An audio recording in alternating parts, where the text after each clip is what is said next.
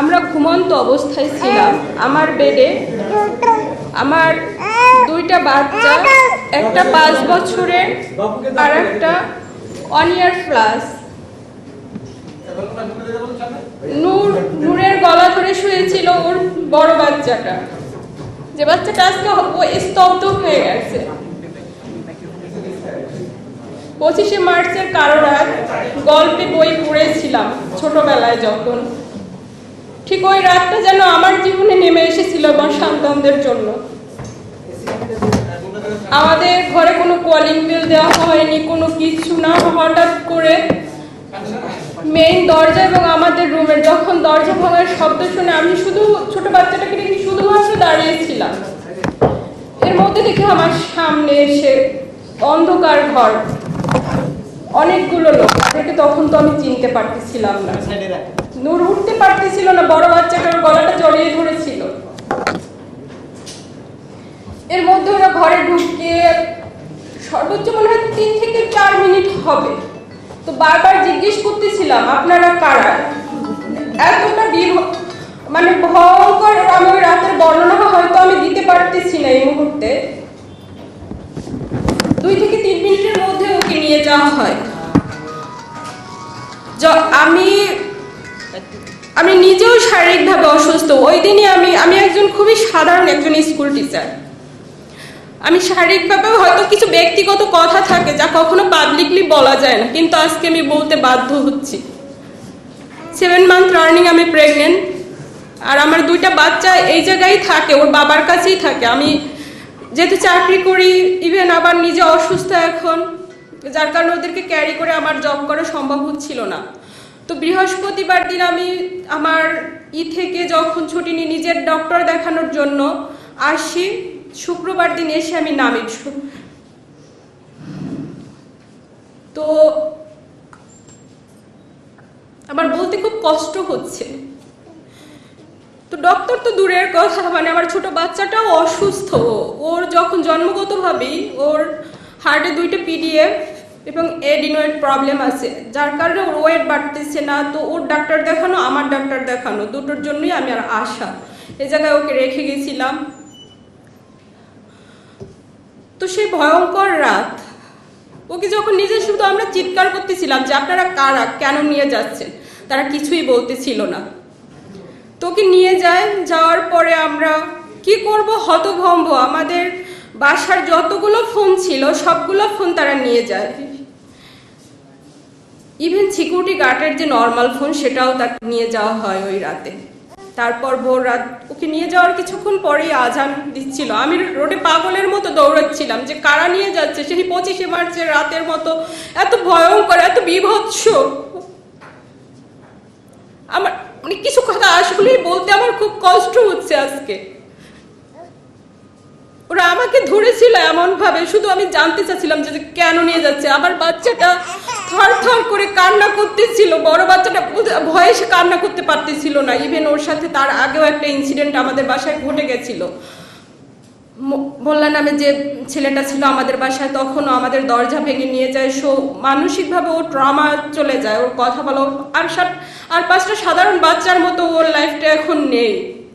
যাই হোক, তখন নিয়ে যাওয়ার পরে আমরা ডিবি কার্যালয়ে যাই মিন্টু রোডে 7টার দিকে। ও জায়গায় খোঁজ করি যে কারা নিয়ে গেল, যেহেতু প্রশাসন হয়তো নিয়ে গেছে কিনা জানার জন্য ডিবি কার্যালয়ে গেলাম। ওই জায়গা থেকে যেহেতু র্যাবের 2টা গাড়ি ছিল, র্যাব 3-এর, তো তার জন্য র্যাব 3-এ যায়। যখন ওর খোঁজ পাচ্ছিলাম না, তারপর বাধ্য হয়ে নিকটস্থ আমাদের হাতিরঝিল থানায় গেলাম। যেহেতু ওর খোঁজ মানে শুধুই ভয়ে ছিলাম যে আসলে ওকে আমরা ফেরত পাবো কিনা, জানি না, যেভাবে নিয়ে গেছে ওরা। 2বার করে হাতিরঝিল থানা যায়। তারা বলে আমাদের কাছে কোনো তথ্য নেই। যে অনেক সময় কোনো এলাকায় মানে এরকম যদি করা হয় তাহলে নিকটস্থ থানাকে ইনভলভ করা হয়, তাদেরকে জানানো হয়। সো তাদের কাছে বারবার যাওয়া, তারাও কোনো তথ্য দিচ্ছিল না। পাগলের মতো দাঁড়ে দাঁড়ে প্রত্যেকটা প্রশাসনের এসে ঘুরতেছিলাম।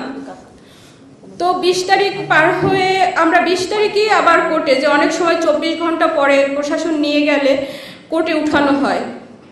তো ওই দিন তাকে কোর্টে আর উঠানো হয়নি। পরের দিন আবার সিএমএম কোর্টে গেলাম এইভাবে জানতে পারলাম যে কোর্টে উঠানো হবে হয়তো। তো যখন কোর্টে গেলাম, আমি যেহেতু অসুস্থ, একা মুভ করতে পারতেছিলাম না, নূরের ছোট ভাইটি আমার সাথে ছিল। তো ওকেও ওই কোর্ট চত্বর থেকে ওকেও আবার ওরা ধরে নেয়। তো তারপর রাত 8টার দিকে, 21 জুলাই রাত 8টার দিকে ওকে কোর্টে ওঠানো হয়। ওর সাথে আমাদের ফ্যামিলির কারোকে দেখা করতে দেওয়া হয়নি। কি টর্চার করেছিল বা কি হয়েছিল কোথায় কিছুই তখন জানতে পারিনি। আইনজীবীদের মাধ্যমে জানতে পারি যে ওকে যখন কোর্টে উঠানো হয়, ও নিজ মুখে মহামান্য আদালতকে ওর উপরে ওই নিখোঁজ অবস্থায় যে শারীরিকভাবে টর্চার করা হয়েছিল, প্রত্যেকটা নির্যাতনের মানে আঘাতের চিহ্ন সে নিজের টি শার্ট খুলে জজ সাহেবকে দেখিয়েছিলেন। কিন্তু তারপরেও তাকে আবার 5 দিনের রিমান্ড মঞ্জুর করে। তো ওকে ওই জায়গা থেকে রিমান্ডে আবার নিয়ে যাওয়া হয়।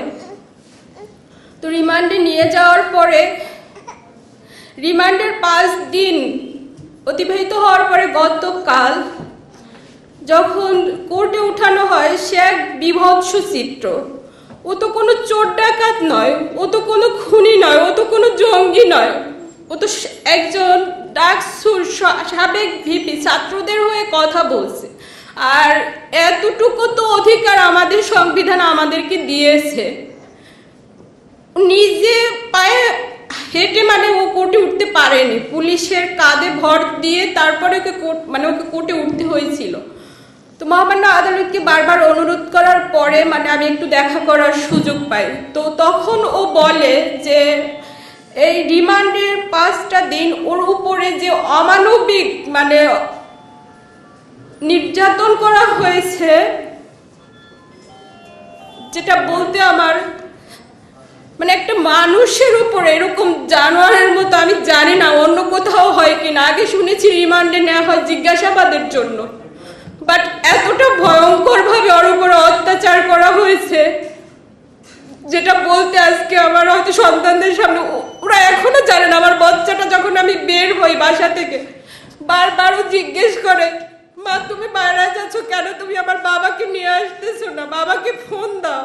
কারণ ওকে ওর বাবাকে ছাড়া ও ঘুমোতে পারে না, ওর বাবার কাছে ও যেহেতু থাকে, ওকে গোসল করায় দেয়, খাইয়ে দেয়। জানি না ও সন্তান হিসেবে কিরকম, হাজবেন্ড হিসেবে কিরকম, বাট ওর সন্তানদের জন্য সর্বোচ্চটুকু ও করে।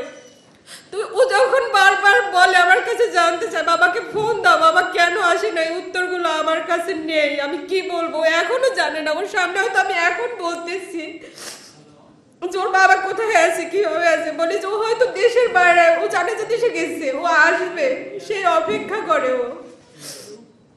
তো যখন ও বলতেছিল ওই রিমান্ডের অবস্থায় ওর পা দুটো ঝুলায় উপরের দিকে, তারপরে ওকে মানে শারীরিকভাবে যত নির্যাতন আছে, ইনজেকশন পুশ করা হয়েছে, সেটা স্লো পয়জনিং কিনা জানি না, ইলেকট্রিক শক দেওয়া হচ্ছে।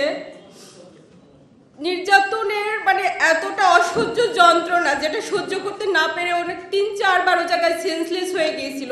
ওর সাথে কি হয়েছে নিজেও বলতে পারেনি। 250-টিরও বেশি ডিজাইন অপশন নিয়ে ওয়ালটন স্মার্ট ফ্রিজ, বোঝে আপনার প্রয়োজন।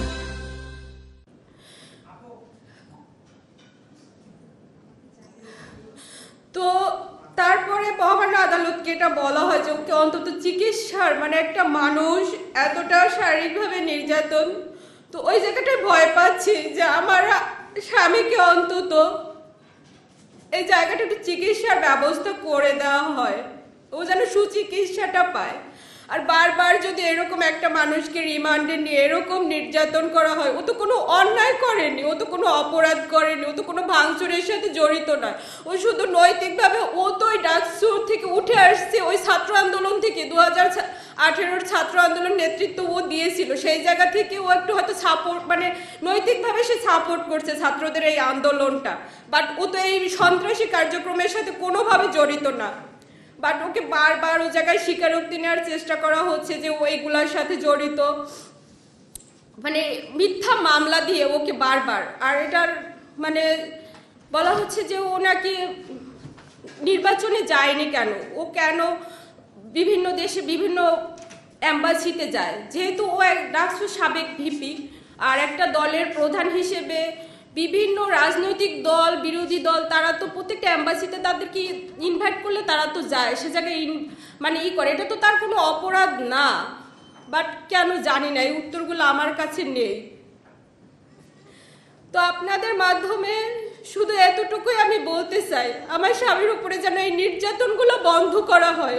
ও তো কোনো অপরাধ মানে, আর আমার সন্তানদের আমার মানে লাইফের এই সময়গুলো যেন কেড়ে নেওয়া না হয়। ওকে যেন মানে আমার সন্তানরা, বিশেষ করে আমার বড় বাচ্চাটা যখন স্কুলে যায়, হয়তো স্কুলে ও জায়গায় ওর ওই যে এর আগে কয়েকটা ঘটনা ওর লাইফে ঘটে গেছে, আর 5টা সাধারণ বাচ্চা যেভাবে বড় হয় ওদেরও তো অধিকার আছে সেই সাধারণভাবে বড় হওয়ার, কিন্তু সেটা তো একটা বাচ্চার বা একটা মানুষের লাইফ থেকে কেড়ে নেওয়ার অধিকার তো কারণ নাই। তাহলে কি এই দেশে জন্মগ্রহণ করাটাই কি আমাদের পাপ হয়ে গেছে? জানি না। তো আমি শুধু এতটুকুই অনুরোধ করব, আপনাদের মাধ্যমে বা উপর মহলে যারা আছেন, বোনের শারীরিক নির্যাতনটা আপনারা বন্ধ করুন। ও যেন রাজনীতি, আমার প্রজা, আমার দরকার নেই, আমার রাজনীতি করতে হবে না, কারণ আমি খুব নিম্ন মধ্যবিত্ত পরিবার থেকে উঠে আসা, নুরও তাই। আমাদের খুব চাওয়া পাওয়ার কিছু নেই। হয়তো নৈতিক জায়গা থেকে ওর মনে হচ্ছে দেশের রাজনীতি মানে সে জায়গা থেকে কথা বলছে, হয়তো সে কথাটা কি মানে খুব অন্যায় কিছু তো ও বলেনি। তো মিথ্যা এই জিনিসগুলা দিয়ে একটা মানুষের জীবনটাকে, তার পরিবারটাকে ধ্বংস করে দিবেন না আপনারা। আবার ছোট বাচ্চাটা খুবই অসুস্থ, ওর বারবার ট্রিটমেন্ট দরকার হয়, ফলো আপের দরকার হয়। আমি জানি না, সব বাচ্চারাই হয়তো তার বাবার জন্য খুব পাগল থাকে, বাট আমার বড় বাচ্চাটা যখন বলে মা তুমি রাগ করো না, আমি একটু আমার বাবাকে বেশিই ভালোবাসি, তো এই জিনিসগুলো আমার নিতে খুবই কষ্ট হচ্ছে। ও ঘুমায় না, বাবা কখন আসবে, প্রতিদিন ওর অপেক্ষা, রাত যতটাই হোক খুব রাত জাগে ও ওর বাবার জন্য। বাবা যখন আসবে তখন সে ঘুমাবে বাবার সাথে। তাই আপনাদের কাছে মাধ্যমে শুধু আমার করজোর অনুরোধ, প্রয়োজনে ও রাজনীতি করতে আমার হাজবেন্ডকে আমি দিব না, শুধু আমাদের কাছে ফেরত দেওয়া হোক ওকে। ও তো কোনো অন্যায় করেনি, ও তো কোনো অপরাধ করেনি, এতটুকুই শুধু বলা। ওর শারীরিকভাবে যে নির্যাতন করা হচ্ছে, ওর যেন চিকিৎসার ব্যবস্থাটুকু করা হয়, ওকে যেন একটু চিকিৎসা সেবাটা দেওয়া হয়। ওকে বারবার মানে নির্বাচনের ওর মেইন এটাই হচ্ছে, তারা বারবার বলছে যে বারবার তাকে নির্বাচনে নেওয়ার চেষ্টা, বাট সে যায়নি কেন, সে অ্যাম্বাসিতে যায় কেন?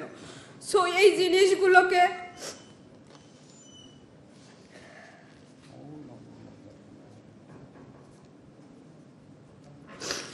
আপনাদের মাধ্যমে বারবার আমি উপরে যারা আছেন তাদেরকে বা যারা সাধারণ তাদেরকে শুধু আমি এতটুকুই অনুরোধ করার জন্য এই জায়গায় আমার আসা। আর আমার কোনো কিছুই মানে বলার নেই, শুধু ওর উপরে নির্যাতনটা বন্ধ করা হোক, ওকে আমাদের কাছে ফেরত দেওয়া হোক, আমার সন্তান আমাদের জীবন থেকে এই সময়গুলো কেড়ে না নেওয়া হোক, আমার সন্তানদের স্বাভাবিক লাইফটা যেন আর 5টা বাচ্চার মতো যেন ওরা বড় হতে পারে, ওদের যেন এই মানসিক ট্রমার মধ্যে দিয়ে ওকে আর যেন না যেতে হয়।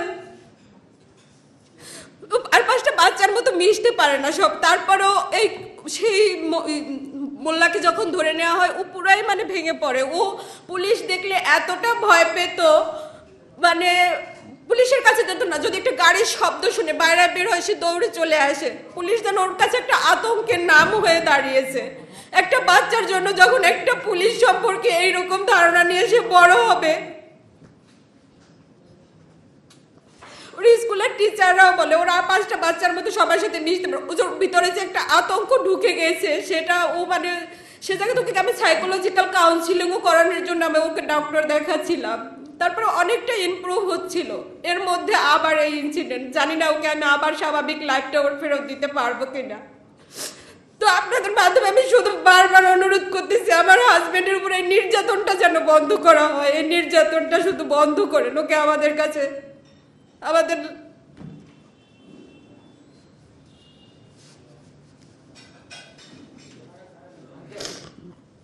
আমি আর কথা বলতে আমার খুবই কষ্ট হচ্ছে এখন, বিশেষ করে আমার সন্তান দুটোর মুখের দিকে তাকে, আর আমার অনাগত সন্তান এই অবস্থায় একটা মানুষ গেলে তার উপরে যে শারীরিক মানসিক এখন আমার অবস্থা আমি জানি না, আবার আরেকজনকে আমি সুস্থ স্বাভাবিকভাবে পৃথিবীতে আনতে পারবো কিনা সেটাও আমার শঙ্কা।